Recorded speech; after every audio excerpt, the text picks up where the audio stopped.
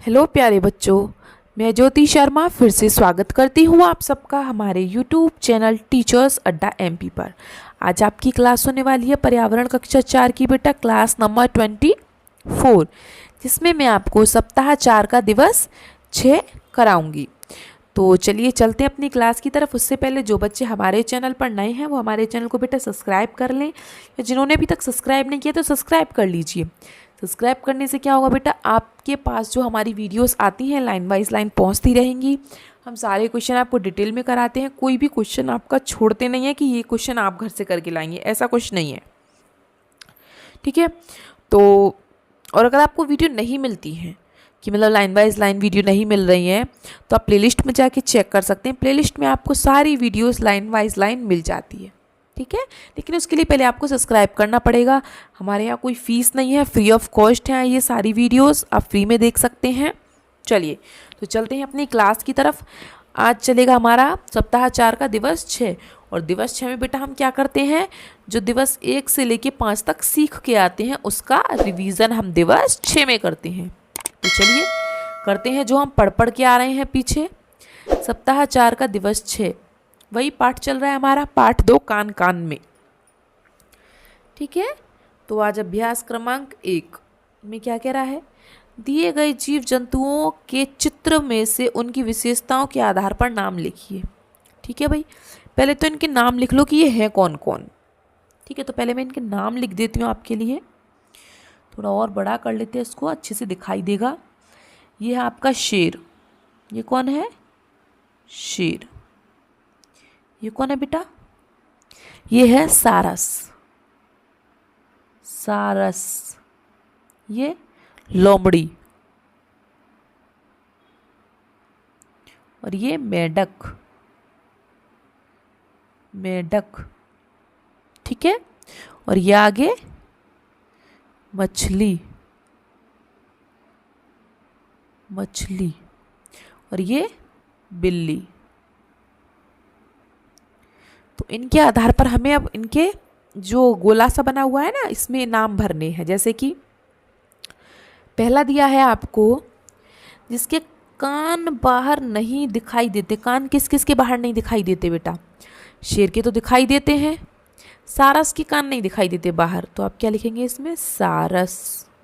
और लोमड़ी के कान तो दिखाई देते हैं, मेढक, मेढक के कान भी नहीं दिखाई देते, तो इसमें आप लिखेंगे मेढक। और मछली, मछली के कान भी नहीं दिखाई देते, तो आप इसमें लिखेंगे मछली। इसमें आप 3 लिखेंगे।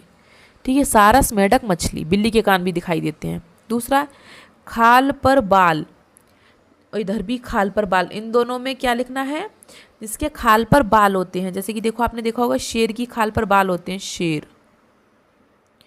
और लोमड़ी, लोमड़ी, हंस के तो नहीं होते बाल, लोमड़ी के होते हैं, तो इसमें आप लोमड़ी लिख लो, लोमड़ी। और मेढक के बाल नहीं होते, मछली के भी नहीं होते, बिल्ली है ना, बिल्ली के भी बाल होते हैं, तो मैं इस तरफ लिख देती हूँ बिल्ली को, एक इस तरफ लिख लो बिल्ली। ठीक है। अब आता है कान बाहर दिखाई देते हैं, जिसके कान दिखाई देते हैं बाहर। एक शेर, शेर के कान दिखाई देते हैं। और दूसरा, लोमड़ी के भी दिखाई देते हैं, लोमड़ी। और किसके दिखाई देते हैं बाहर कान, बिल्ली के। और बिल्ली, बिल्ली। ठीक है। तो ये थोड़ा खिचड़ी सी पक गई है इसकी, आप थोड़ा छोटा छोटा साफ साफ करके लिख लेना। मैं इसको दोबारा भर देती हूँ अलग अलग कलर से, तो आपको समझ में आ जाएगा। ठीक है, थोड़ा और बड़ा करके इसको हम भर देते हैं आपके लिए। जैसे कि पहले इसमें आया था, जिनके कान बाहर दिखाई नहीं देते। एक तो सारस, दूसरा मेढक, और तीसरा मछली। ठीक है। जी तो है, जिनके कान बाहर नहीं दिखाई देते, और जिनके दिखाई देते हैं वो कौन कौन है, शेर, लोमड़ी और बिल्ली। ठीक है बेटा। और जिनकी खाल पर बाल होते हैं, एक कौन कौन है वो, एक तो शेर है, और एक बिल्ली है, और एक लोमड़ी है। ठीक। ठीक है, अब आपको अच्छे से दिखाई दे रहा होगा, आप इसको अच्छे से फिल कर लीजिए जल्दी से, फिर मैं इसको रफ करूँगी। ठीक है बेटा, चलिए तो चलिए चलते हैं फटाफट से आगे की तरफ। अब हम पढ़ते हैं अभ्यास क्रमांक 2। चित्र में दिए गए पक्षियों के सही पंख ढूंढकर पंख नंबर उनके सामने लिखें। ये तो है पक्षी और ये है उनके पंख, और यहाँ पे हमें पंख नंबर लिखना है क्या, उल्लू। उल्लू का पंख किसने देखा है, कैसा होता है?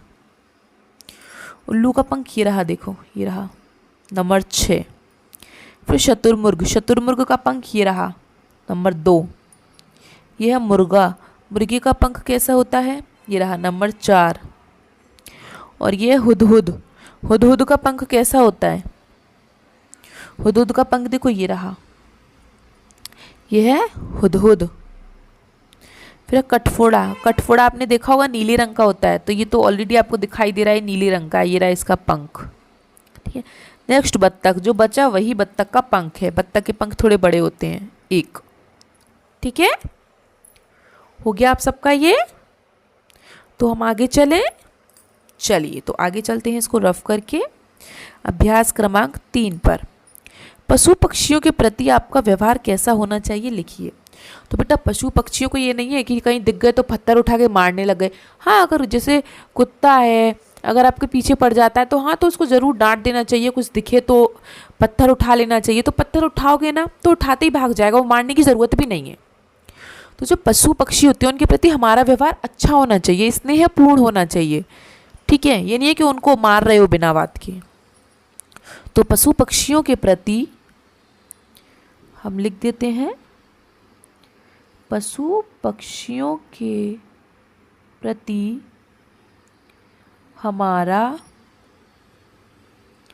व्यवहार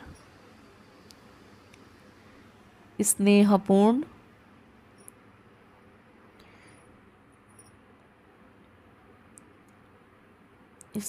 मैं दोबारा लिख देती हूँ, स्नेहपूर्ण व संवेदनशील होना चाहिए। ठीक है बेटा, अच्छा होना चाहिए उनके प्रति हमारा व्यवहार। चलिए, तो हो गया अभ्यास क्रमांक 3 भी आपका। अगर आपने उतार लिया हो तो हम अभ्यास क्रमांक 4 पर चलते हैं। अभ्यास क्रमांक 4, जीव जंतुओं के बचाव हेतु कोई एक स्लोगन मतलब नारा लिखें। और ये मैंने पहले भी लिखवाया है, लेकिन पहले मैंने अलग लिखवाया था, आज अलग लिखवा देती हूँ। लिखवा देते हैं, हर बच्चे को यह दो शिक्षा, हर बच्चे को यह दो शिक्षा, जीव जंतु की करो सुरक्षा। ठीक है बेटा, जीव जंतु की करो सुरक्षा, तो ये हमारा नारा हो गया। ठीक है, ये कोमा है। हर बच्चे को यह दो शिक्षा, जीव जंतु की करो सुरक्षा। ठीक है बेटा, चलिए, अगर आपको वीडियो अच्छी लग रही हो तो फटाफट से वीडियो को लाइक करते चलिए और कमेंट बॉक्स में बताएं कि आप मेरी वीडियो कहाँ से देख रहे हैं। तो हमें भी अच्छा लगता है जब आप हमें लाइक कमेंट करते हैं, तो वीडियो बनाने का मन करता है फिर। चलिए बेटा, आगे चलते हैं अभ्यास क्रमांक 5 पर। अभ्यास क्रमांक 5 कह रहा है, किन्हीं 2 जीवों के नाम लिखें जिन्हें घर में पाला जाता है, उन्हें पालने के कारण बताएं। जीव मतलब जानवर, कुछ भी, तोता मैना जो भी हो। तो मैं लिख देती हूँ, एक ज़्यादातर घरों में लोग गाय भैंस पालते हैं, एक तो गाय, और दूसरा कुत्ता लिख देती हूँ, कुत्ता को भी तो पालते हैं, कुत्ता। गाय क्या करती है बेटा, उनके कारण बताना है। गाय हमें दूध देती है, क्या करती है, गाय हमें दूध देती है। और कुत्ता क्या करता है बेटा, कुत्ता हमारे घर की रखवाली करता है, कुत्ता घर की रखवाली करता है। ठीक है, आ गया समझ में? चलिए, ये सबका हो गया होगा, तो इसको हम रफ करके अभ्यास क्रमांक 6 पर चलें। चलिए तो चलते हैं अभ्यास क्रमांक 6 पर, जिसमें लिखा है पक्षियों को पिंजरे में बंद करके रखना उचित है अथवा नहीं, अपने विचार लिखिए। तो बेटा आप ही बताओ, जैसे मैंने आपको ये क्वेश्चन पहले भी कराया है, तो पशु पक्षियों को पिंजरे में बंद करना चाहिए? नहीं करना चाहिए, गलत बात है। अगर आपको कोई बंद कर दे तो आपको कितना बुरा लगेगा, है ना? तो जो हमने पहले लिखा था हम वही लिखेंगे, पक्षियों को पिंजरे में बंद करके नहीं रखना चाहिए। पक्षियों को पिंजरे में बंद करके नहीं रखना चाहिए, हमें उनकी आज़ादी नहीं छीननी चाहिए, हमें उनकी आज़ादी नहीं छीननी चाहिए, उन्हें स्वतंत्र छोड़ देना चाहिए, उन्हें खुला छोड़ देना चाहिए, खुला स्वतंत्र, उन्हें स्वतंत्र छोड़ देना चाहिए।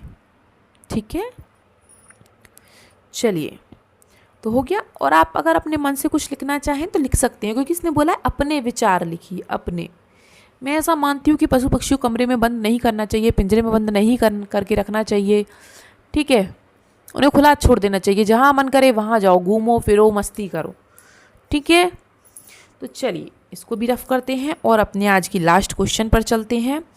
अभ्यास क्रमांक 7, बच्चे देने वाले व अंडे देने वाले जीवों के नाम से आरेख को पूरा कीजिए। इसने आधा कर रखा है, हम पूरा करते हैं। चलिए, जीव जंतु, एक जीव जंतु कैसे होते हैं? अंडे देने वाले, और एक कैसे होते हैं? बच्चे देने वाले। तो चलिए, अंडे कौन कौन देता है? जैसे इसने दे रखा है, पीछे गी है तो मतलब मुर्गी, हमने मुँह लिख दिया मुर्गी।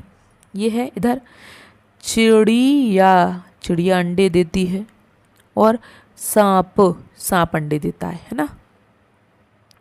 अब ये तो हो गए अंडे देने वाले। अब बिना अंडे देने वाले मतलब कि बच्चे देने वाले, चूहा, वैसे चुईयाँ होती है पर अब इसने नहीं दिया तो लिख देते हैं चूहा, और गाय और हाथी। ठीक है,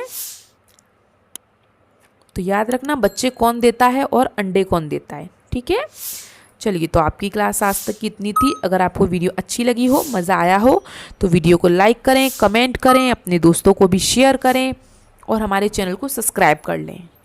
ठीक है, और अगर वीडियोस नहीं मिलती हैं लाइन बाय लाइन, तो मैं जैसे आपको हर वीडियो में बताती हूँ, आप प्लेलिस्ट में जाके चेक कर लीजिए, कहीं भी आपको वीडियो मिल जाएगी। चलिए बेटा, मिलते हैं हम सब आपसे अगली क्लास में। तब तक के लिए आपका दिन शुभ हो। Have a nice day.